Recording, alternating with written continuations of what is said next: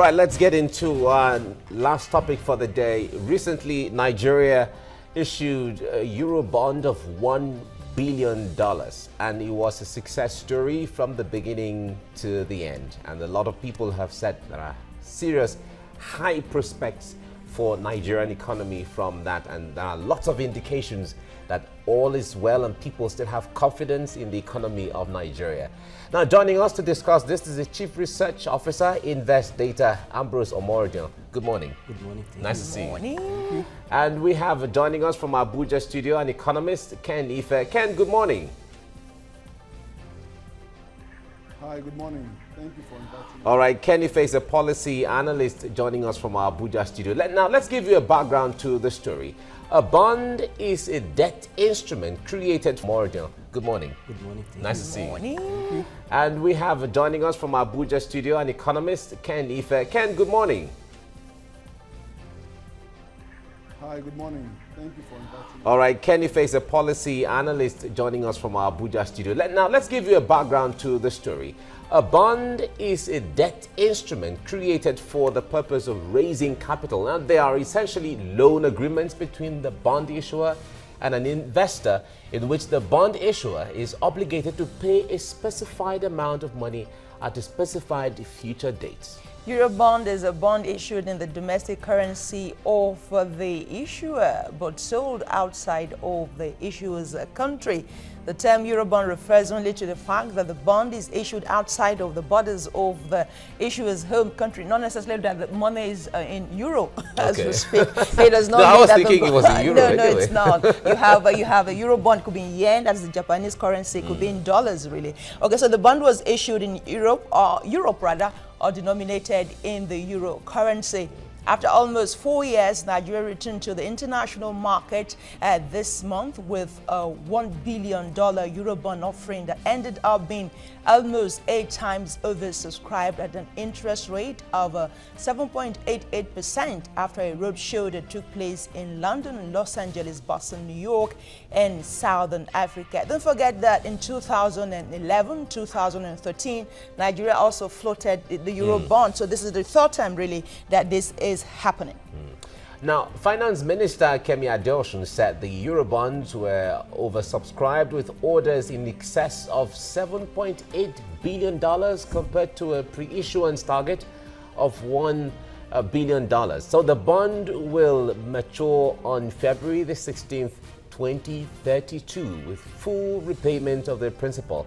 But why did Nigeria return to the capital market? It's one of the biggest questions in there.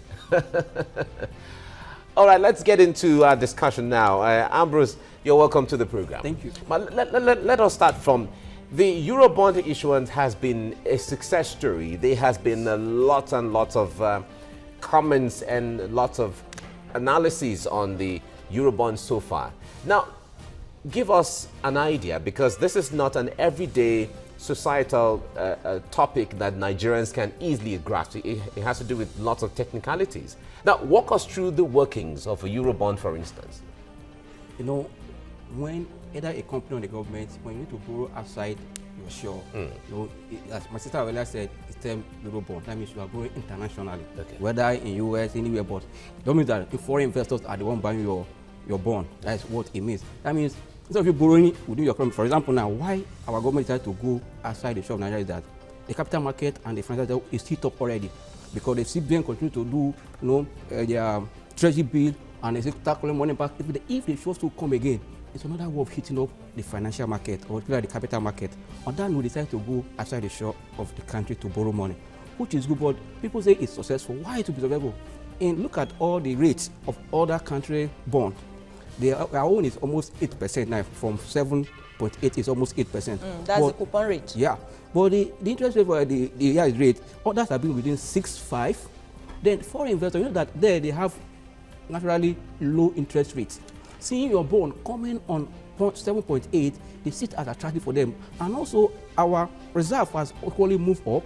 And within last year, January, when oil was selling about $58, now we're about almost $57. Is that, oh, you have the capacity of paying us back at any time. That means you are capable of paying. That is why jumping. So there's the credibility and the confidence. Jumping on our bond. But the good thing is that the interest rate was high for them because every investor want to make money. On that note, they pressurize. Now we're having an oversubscribe. Tells you that they still have confidence in our economy. Okay. But the thing is that let's bring it home. One is for you to borrow. But as to speak now, I would say that I've not seen a clear plan, economic plan, how this fund will be come used. To that, okay. Ambrose. We'll so, come but to that. basically, this is all about borrowing money. Yeah. This is all about borrowing. Exactly. So government has just borrowed $1 billion. Either locally or internationally. Okay, let's bring Ken Ife in here now. We're still trying to simplify this whole thing. You explained to us the coupon rate and the coupon date. The coupon rate, which is about 8% right now. So Nigeria has borrowed $1 billion, but there is a rate, that interest rate on it. Can you please explain that to Nigerians? Well, the thing is, just bear in mind that this is just one of, this 1 billion is part of another 5 billion that we're going to borrow. So this is the first, but before the end of the year, you have more. Yes. The interest rate, no doubt, or the yield is high. And is high because investors are priced in the risk associated with investing in Nigeria. So that's why we are much higher.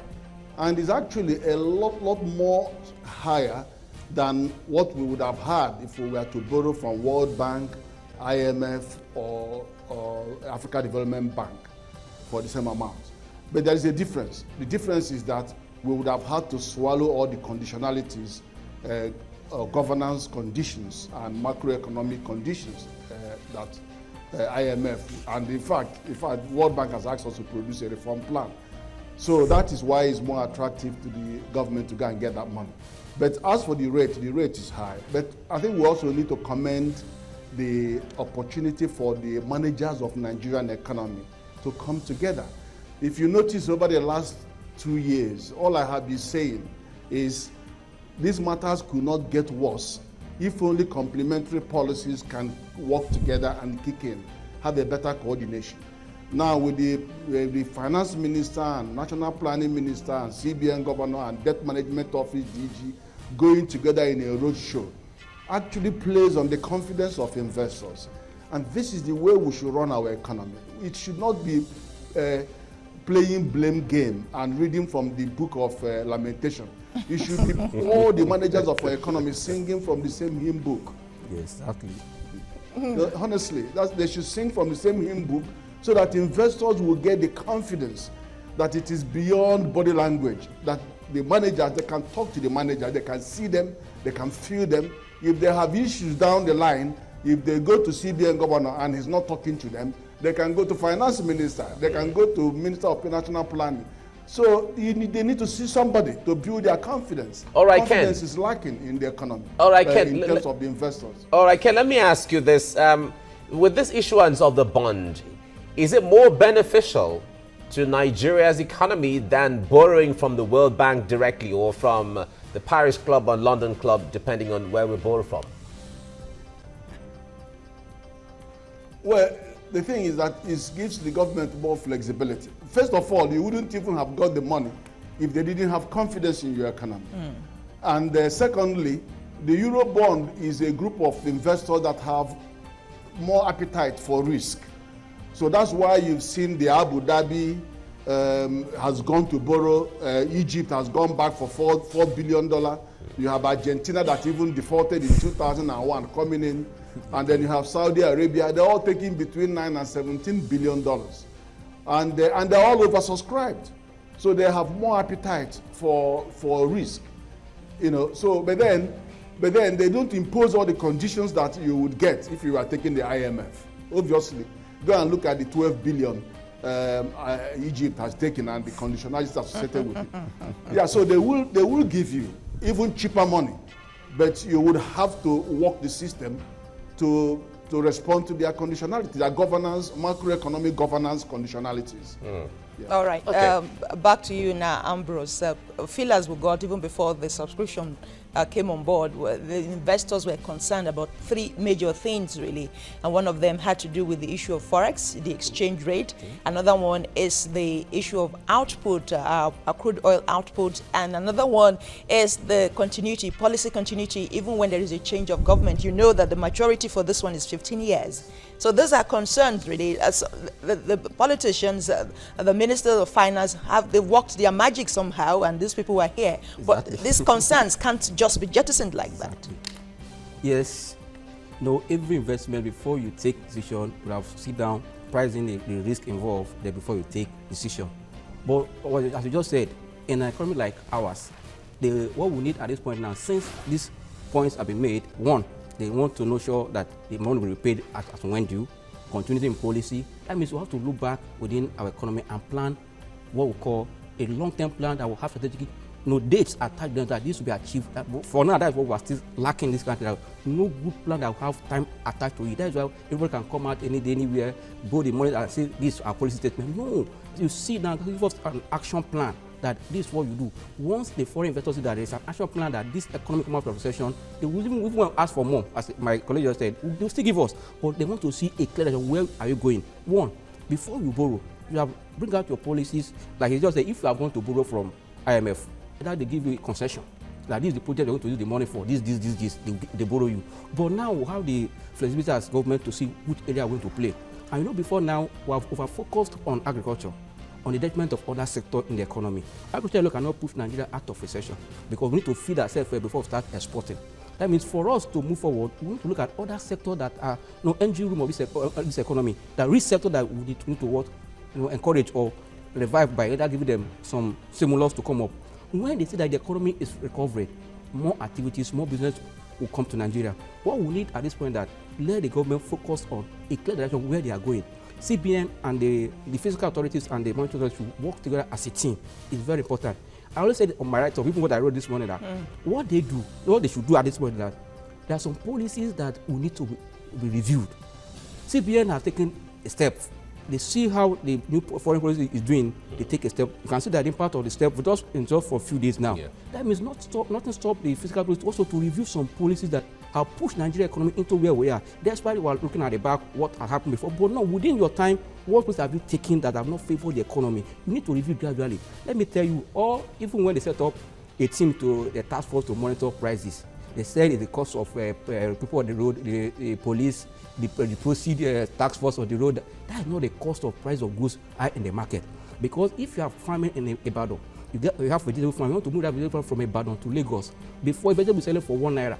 Because you have to pay almost 5 naira to bring to Nigeria, you sell that vegetable for 1 naira, you'll be selling at 6 naira or 5 naira, which is hitting on Nigeria. That means we need to go back to our energy and our fuel system. Okay. Government are shying away from this. Yeah, they are shying away from this one. They are also trying to do other things. Look at this key factor. This today, energy and fuel has caused a lot of cost burden on the economy. Okay. Look at it and see how you can adjust it. See the way CBN has adjusted their policy. You can see the impact. Instead of you change it, just look around the right how you can make it to some deliberate measure as far as that is concerned. Ambrose will come back to this. Stay with us on TVC Breakfast. Let's go on a break, and then we come back to understanding the bond, if it's building bonds and bond, and treasury bills and all of that. Stay with us on TVC Breakfast.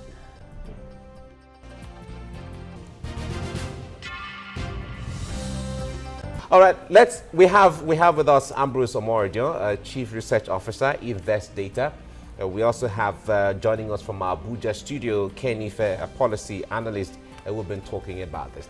That Nigeria badly needs foreign investment and foreign exchange is obvious to everyone, but the problem was over where to get it. China, World Bank, Eurobonds, or even IMF. There are questions as to where do we get this foreign exchange? Nigeria is in dire need of funds to finance capital projects, and the country is broke. Don't forget that the appropriation bill for this year says the capital project has about 34% of that budget. The finance minister had officially declared that the country is in recession, yet the 2016 budget was built on a range of very optimistic assumptions about oil prices and production. increase tax revenues and plug in leakages in government spending. Unfortunately, most of these projections didn't come true, with militants blowing up pipelines and cutting Nigeria's oil production, and the taxman struggling to get money out of companies and individuals. Now, in the first half of 2016, the government expected to receive 753 billion naira in remittances from its various agencies, but it only managed to collect 107 billion naira. Okay, so let's talk about the difference in the figure, what the government expects. So we are talking about repayment of this loan now, no matter what. Back to you, Odion. No matter what was said, the maturity might be 15 years, even 30 years as the case may be, but it must be paid back. Revenue must be generated. Okay, so the government says, the Minister of Finance in one or two interviews said, okay, what the government is looking at is to widen their dragnet in terms of tax collection. Do you see that working out? Yeah, it will work out if the economy also improve. Because if you are taxing me, I'm making money, I will pay you. If a company is winding down, there is no payment for tax. It's under the law, it's by the law too. Then what would you let the economy run? Let's improve the economy. Okay, I was saying in my write-up yesterday that, we are seeing signs of things improving. But we need to sit down and calculate, and we need technicals to be in the government to find things out. For example, the impact of the vice president visiting Nigeria data more than 3 times. We start seeing the impact that for almost a month now, 2 months, I've not seen any blow here and there. NNPC had recorded about 50% reduction in terms of vandalism. Fine, I thought that we have not had anything. And at the same time, see that they will move from the output of 1.8 million per day to 2 million per day. And our budget, we have split that we are targeting 2.2 million daily. That means we have just only 200 to. That means if this peace is maintained and government fulfill their promise to Nigeria data, we see that they can also come. On that note, our revenue is likely to increase, because I said that our budget is benchmarked on $45. Now the crude oil is almost around 53, 54. That means by the end, before the end of the year, our crude oil is going around 62, 65. It's a plus for Nigeria. That means we are still having money. We have to put plan for saving all this income, not just to spend all your hour, because you save to invest. Then you are growing your fund, so that when the time to pay all this, there will be money to fall back and look at. Remember 5 years ago when you were introducing savings sovereign bond, for saving, wealth fund. Many state government governors were shooting against it. Why few buy into it? If we have enough savings, some of them who are now ministers. Yes, well, we have such buffer now. Then you can go there and be spending now, and also it will encourage Nigeria, because most of that fund will be invested in Nigerian companies, and the economy will be running. But because we didn't take that step that time, it's not wrong that we'll take that same step now. Okay. Now that we are seeing that oil is improving and the output is also improving, that will also boost the economy. If the economy is up, you cannot tax companies to pay. But if everybody is complaining as we are, their stocks are in their warehouse, they are not selling, at the end of the day, they post trade account, you can't tax them. Okay, let's bring Ken Ife in here. Now, Ken, let me direct this question to you. Ambrose was talking about something earlier on when he said that there is no outright strategy, economic strategy, as to if this $1 billion alert falls into the banks of into the vaults of the central bank, what the monies will be used for. Now, although they said it's going to be for capital expenditure and all of that, but are you seeing that kind of outright strategy by the government? Anyway, the government has presented a budget, and there was a deficit of well over 2 trillion. So this part of this lending is to augment that shortfall. So it is clear from their budgetary situation that they will do something. But there are some concerns people have. When you start using the language of budget support, it invokes fear in even the people who are buying your bonds. Because our extant law says you can only do external borrowing for capital expenditure. Yeah. So be very clear and consistent that this money is going to expenditure for a capital expenditure. So that people don't think you are going to send it somewhere, it goes down to recurrent. Now, the second point is this. The Eurobond, there is supply side and demand side of Forex. Now, on the supply side, Eurobond and the likes of bonds are just one aspect. You have soft and concessionary loans from the likes of CBA, World Bank, ADB, and it's on the other hand. And then you also have a stream of potential foreign direct investment, which can come in. All of them have different conditions. For the bond, people are okay because Nigeria has a track record of retiring bonds at maturity, so that's fine. And then in the end of the day, you still give them their money after 15 years. So we have a track record that we've been doing. And last year, we retired 100%. So, so that's fine. And there's enough budget money in the budget to do so. So they are confident. And also, there is a basic confidence in the macro economic fundamentals of Nigeria. Bear in mind, we have a huge population of over 188 million people. We have purchasing power, but it's just that we are under attack by the issues around the crude oil supply and the pricing. But that notwithstanding, the fundamentals are still there. So, but then when you move away from bond and come to Forex, coming from direct investment, FDI, they are watching market conditions. Yeah. Even the people, domestic investors with dollar, they are watching market conditions. What is value of what's going to happen to devaluation? Because that's going to affect their money coming back on a yearly basis, their dividends. What's going to happen to inflation? It's so high. What's happening to the recession in terms of its impact on aggregate demand and aggregate supply? So they are watching those. So that's why you have reluctance of FDI investors coming in, even at the partially liberalized Forex regime. And the same happens with domestic investors. And when you go to the banks, the big banks, IMF and the World Bank, they are looking at the macro economy in general. Yeah. They are looking at the demand for Forex. How are you going to reduce the demand? Because in the end of the day, how can the demand be $4.6 billion a month and you only have $1.2 billion at the center? That's a big mismatch. They want to see that while you are taking action on the supply side of Forex, you're also taking action on the demand side. And to be honest with you, you cannot achieve anything on the demand side because that is well above monetary policies. You're going to kick in other complementary policies like fiscal policy, industrial policy, trade policy, export expansion, export promotion policy, investment. They all have to come into the kitty for you to now say to those who are causing our problems and moving money, going from we have 4 different rates, exchange rates now. Can you imagine that? And it's because we have not dealt coherently with the demand side of the Forex.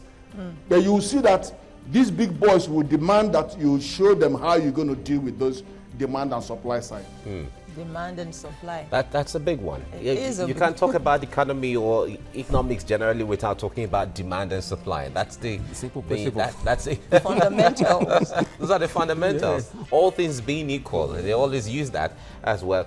But let's go on a break and then we come back to dwell more on this. Don't forget, the Central Bank of Nigeria will be receiving an allot of $1 billion soon. Can you stop calling it that? But that's what it is. Yes. That's what it is. So because Nigeria, you know, the concept of receiving a lot is very normal, common in Nigeria. So that's what it is. $1 billion a lot in the banks or in the account of the Central Bank of Nigeria. Stay with us. We'll be back shortly.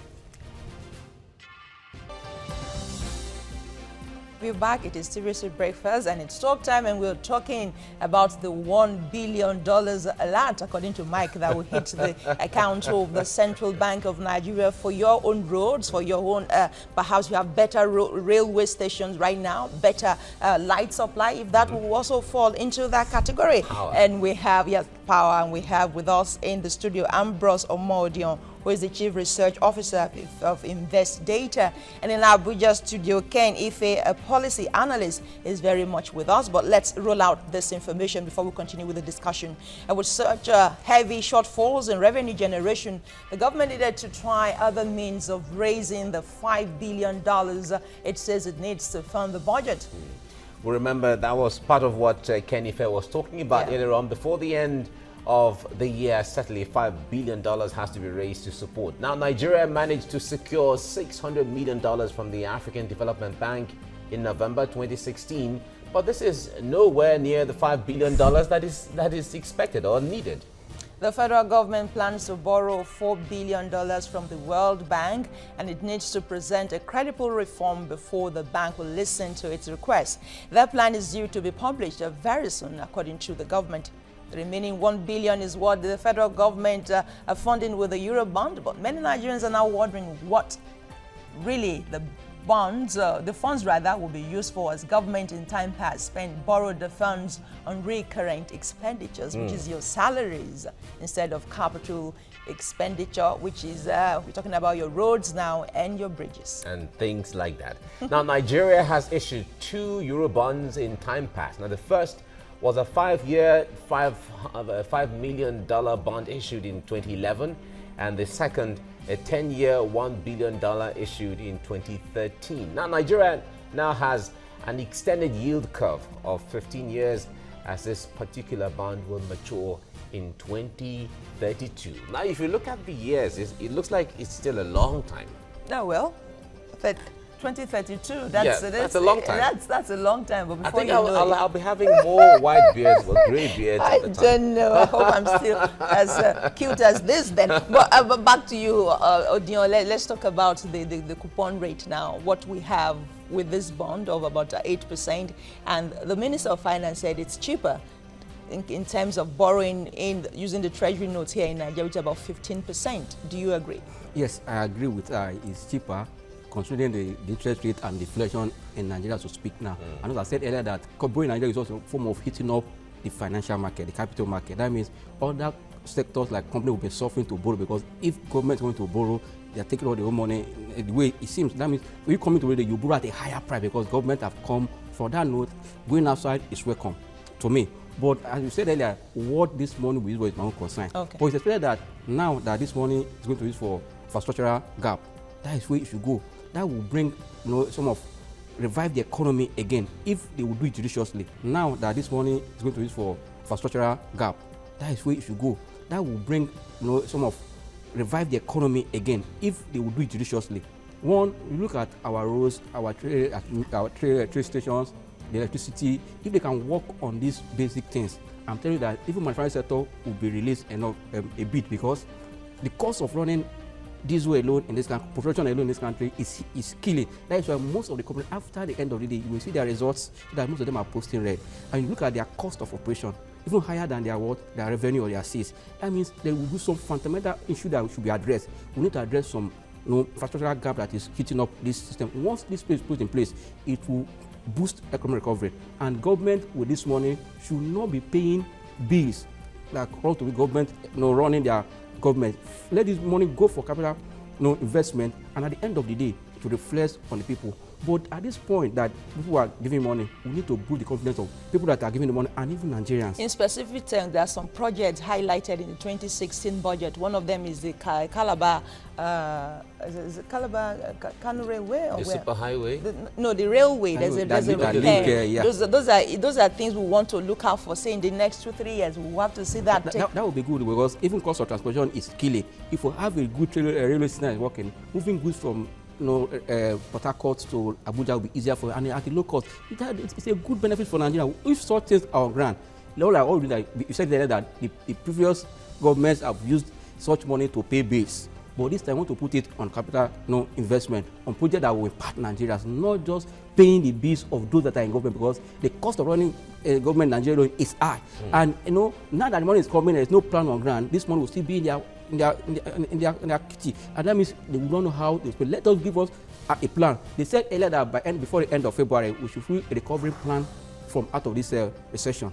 Even till now, I have not seen the recovery plan. Only about last week, they just discussed about how national action plan for ease business in Nigeria. I'm talking of entry of goods, and if there is no production, which goods is going out of Nigeria?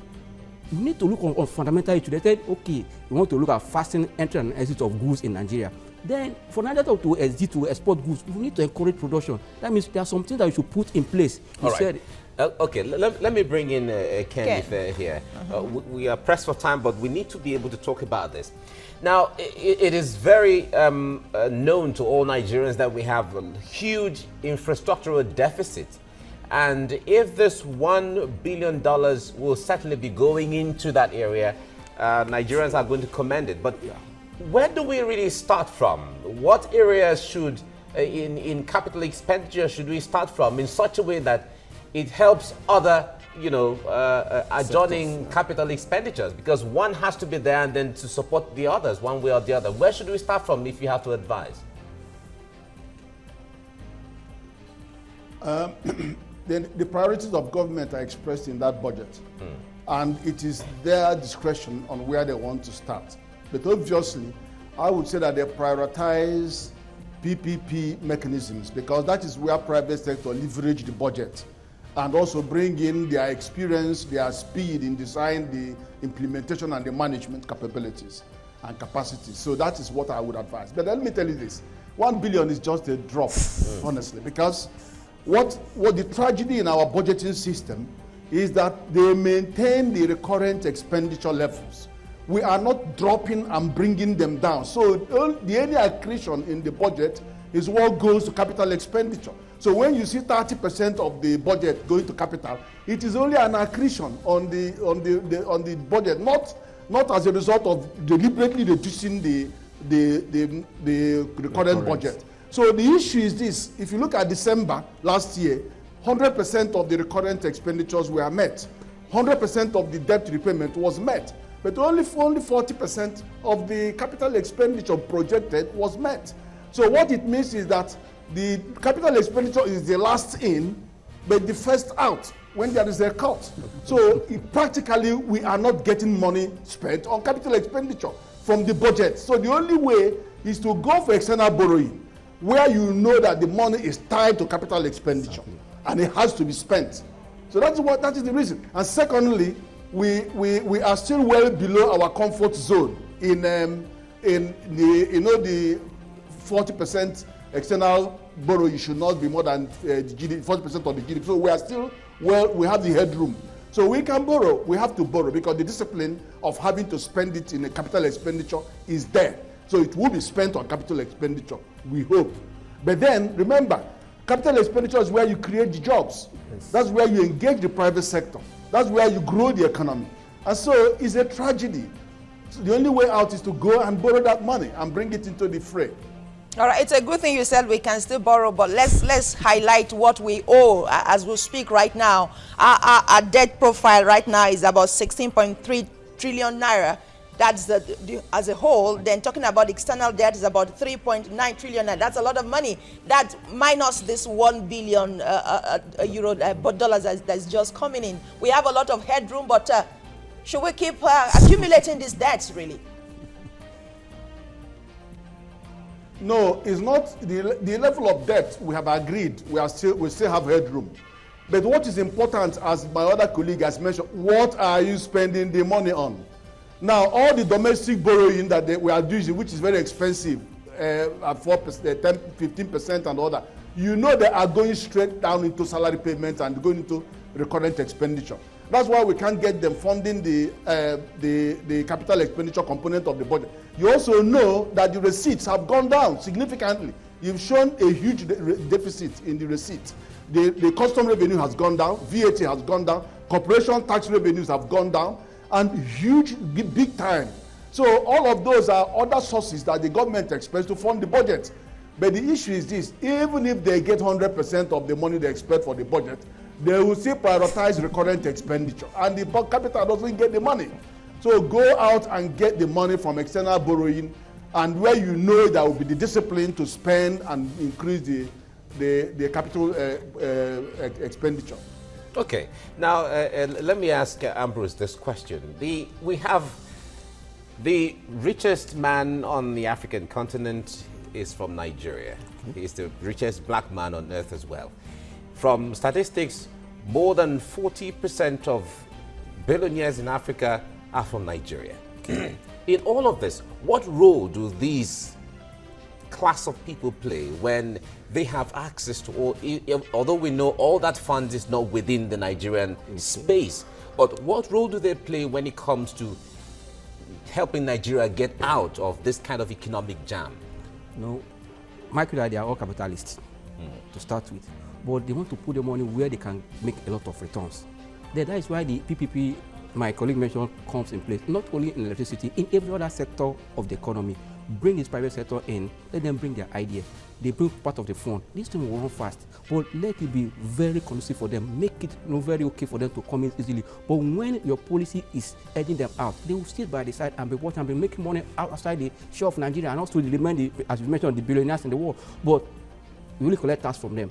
And if their business in Nigeria are not doing, they don't go to pay tax because their tax will be on their business in Nigeria. That means all who are saying that, yes, we have borrowed money now, let's open door that the private sector will come in and play their role because they have the technocraft, they have the management capacity. Because government on their own cannot run business, I will tell you that.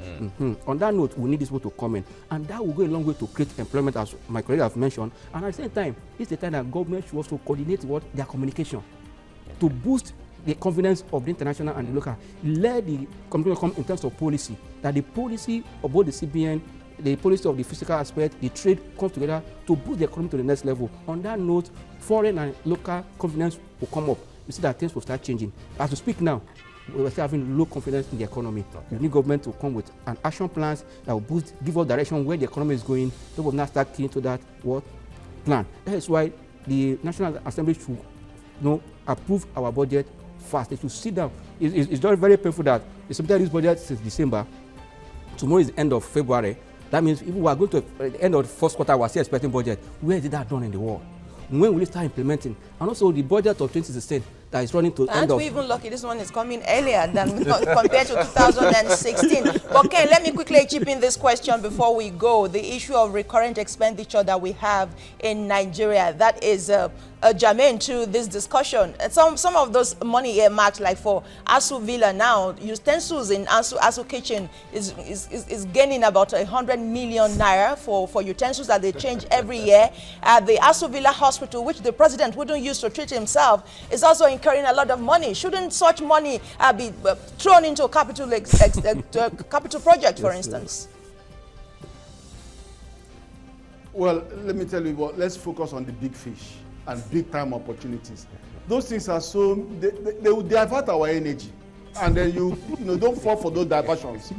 I want to deal with the issue of private sector investment. Look, Dangote has proved that if there's a political will and a desire to implement a backward integration policy, private sector will meet you at the gate of heaven and show to you that they have the will and the capacity to deliver this country.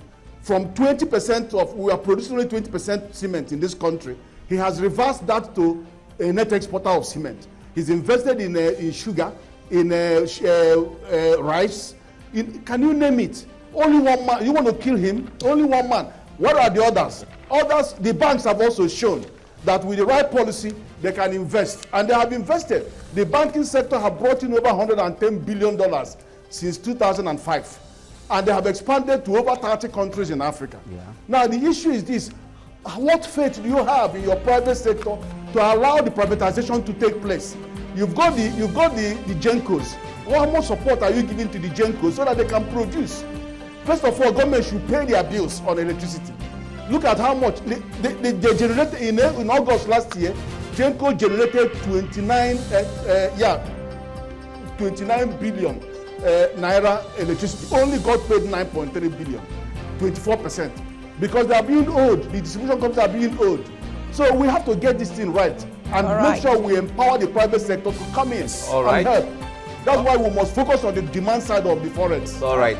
Kenny Fair, thank you very much for talking to us this morning on TBC Breakfast from Abuja. Ken is a policy analyst, and we have here Ambrose Omorion, Chief Research Officer, Invest Data. Thank you very much for coming on the program. Thank you. Thank you. Right, this is where we come to the end of today's edition of the program. Tomorrow we'll be back again with other issues. But don't forget, the Central Bank of Nigeria will be receiving an allowance. $1 billion. And we all look forward to how that money is used, because that's the big question here. And they have said it's going to be for infrastructure or capital expenditure generally. Nigerians look forward to that. Tomorrow we're here again. I am Mike Okwoche. And I am Busola Mituwashe. Bye for now.